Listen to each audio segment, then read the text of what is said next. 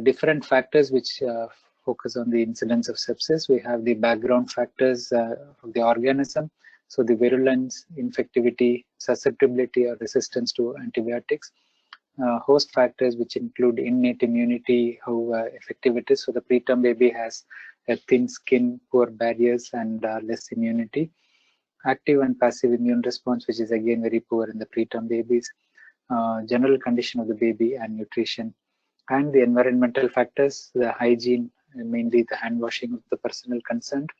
Temperature, ambient temperature leads, as in many warm countries, we would feel that there is a reduction in sepsis during the winter months.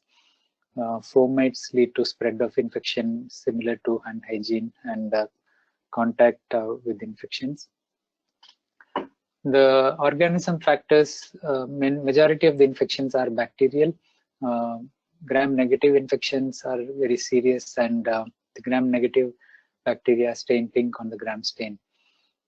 They have the endotoxin or peptidoglycan, which is associated with endotoxic shock. You can have rods, gram-negative rods like Klebsiella and E. coli, or you can have gram-negative cocci like gonococcus and meningococcus.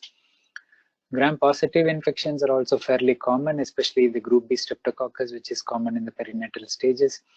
Maternal carriage of group B streptococcus happens in varying proportions in populations, and about 25% of babies are at risk of group B streptococcal infection, and that's why in Western countries there is a screening protocol for the same. And the cocci can be in clusters, in which case it's Staphylococcus, mainly Staph aureus, and you may have coagulase negative staph or Staph epidermidis and other types as a source of hospital-acquired infections.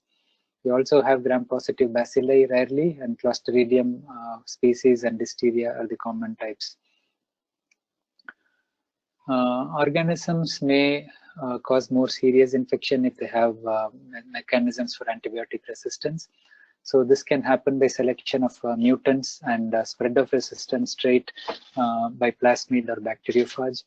The MRSA, which is methicillin-resistant staphylococcus, is a notorious cause of wound infection in hospitals, and it can cause serious infections. Extended spectrum beta-lactamase producing gram-negative infections are very common causes of urinary tract infection and other complications, and it leads to more widespread use of the broader spectrum treatments we have spared against these organisms like meropenem. So we have to judiciously use antibiotics. We should avoid unnecessary use of the broader spectrum or the top antibiotics, and we should stop at the earliest possible. We should rationalize the antibiotic treatment based on sensitivity as best as we can. What are the host factors in the neonate? All neonates are relatively immunocompromised because their immune system is naive. They have immature and ineffective antibodies, complements, neutrophils, the skin and mucosal barriers. The sicker, more preterm neonates need more interventions, and you have breach of the barriers. Even though the barriers themselves are weak, you may breach them multiple times as well for your cannulations or sampling or suction. So the barriers include the skin, the mucous membrane, and you have the innate immunity at these layers like the neutrophils and phagocytes which circulate, and the chemotoxic response brings them to a focus of injury, which tries to prevent further infection spreading. And you have passive immunities, which are through the acquired antibodies from the mother, and active immunity with memory with the T cell and B cell mediated memory response. The immature skin and mucosal surfaces have thinner layers of the stratum corneum. The junctions between the cells are poorly bound, and secretory IgA is reduced. In addition, the monitoring tapes, leads, and the procedures break the skin barrier, and the umbilical cord is often a source of seeding, and colonization with pathogens may lead to infection at the umbilical level. Use of plastic like cannulas and taping central lines, because the plastic coagulase negative staph tends to form a biofilm layer on the lining, and that may lead to the infection persisting, and removing the line may be the only option to treat it effectively. Repeated bloodletting and accessing lines, and repeated oral, nasal, or endotracheal suction are also reasons. So even in a relatively stable baby who is only on nasal cannula oxygen or high flow, if you repeatedly suction the nose, you're breaking the barrier, and the bacteria may enter into the bloodstream and cause infection. So this is to show that the neutrophils in the premature babies are immature with reduced chemotaxis, reduced deformability, reduced phagocytosis, and the storage pool in the newborns is only twofold compared to 14-fold reserve in adults. So you have a weak innate defense system.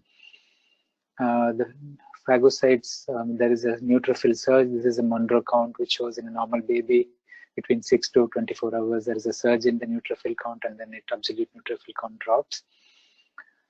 When there is a stress response, the bone marrow releases the immature neutrophils. So these are the band cells which can be counted as the mature to immature neutrophil ratio, and this may be a guide to stress or like infection. So it's a marker of infection. Antibodies, which are passive immunity, happen from maternal transfer of the IgG antibodies against organisms that the mother is immune to. Antibody transfer increases with gestational age, and mostly it's during the 3rd trimester. There is no guarantee that the maternal antibodies are present to the infecting organism that is there in the baby. And this is an illustration of the immunoglobulin levels in the newborn. So the initial few months, the IgG is purely from the maternal source. As you can see, the transfer starts in the 4th to 5th month and then peaks by 8 months. And so a premature baby may be lacking in this. And after that, after the birth, IgM, IgA, and then the newborn's own IgG is produced. The other protective factors are the complement factors in the bloodstream, and breast milk has its own protective factors in various forms.